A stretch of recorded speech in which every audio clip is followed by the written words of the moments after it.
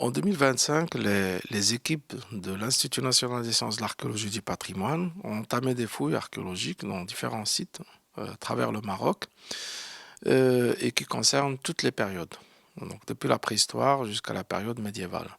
Donc, en ce qui concerne la préhistoire, il y avait des fouilles archéologiques au niveau des sites de Casablanca, bien sûr, ils sont maintenant très fameux, et aussi dans la région de Rabat Temara, donc la grotte des contrebandiers, la grotte de Dar Sultan 2, et aussi la région du nord, surtout le Maroc nord-occidental, à la région de l'Ouadlaou. On a en fait les grottes de Hattab 2, la grotte de Kaf el-Hammar, et puis il y avait les grottes des Pigeons, dans la région de Berkane, et la grotte de Bizmoun dans la région de Souera. En plus, bien entendu, de prospection archéologique, que ce soit au sud du Maroc ou bien à la partie orientale, au nord, enfin à l'oriental marocain. Donc ça pour la partie, je dirais, préhistorique.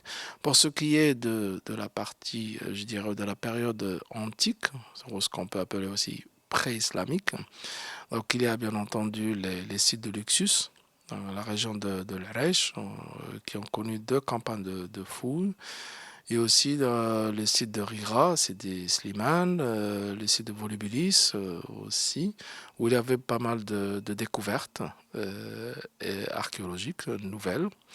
Et puis pour la période médiévale, il y a les fouilles archéologiques au niveau de la ville de Tinmel, donc pas la mosquée, mais la ville de Tinmel, et qui ont permis en fait des découvertes archéologiques très très importantes pour la première fois en ce qui concerne ce site. Puis bien sûr la région de Sidi Ben Nour avec des fouilles qui ont concerné le site de l'Gharbia, où il y avait des niveaux de la période almoravide. Et ce sont en fait des fouilles très importantes. C'est pour la première fois au niveau de ce site et on se réjouit en fait beaucoup d'apprendre qu'il y a maintenant cette, je dirais, cette présence almoravide, voire un peu plus tard aussi, au niveau de cette région du Maroc. Donc là, et bien entendu, sans oublier les deux grandes opérations de fouilles marocaines au niveau du site de Chella, donc Enajna, à Rabat, donc à l'extérieur de la muraille mérénide du XIVe siècle. C'est un site de l'époque maurétano-romaine et aussi le site de Sigil-Massa en ce qui concerne la période médiévale. Donc, comme vous pouvez le constater, beaucoup d'interventions, beaucoup de programmes de recherche.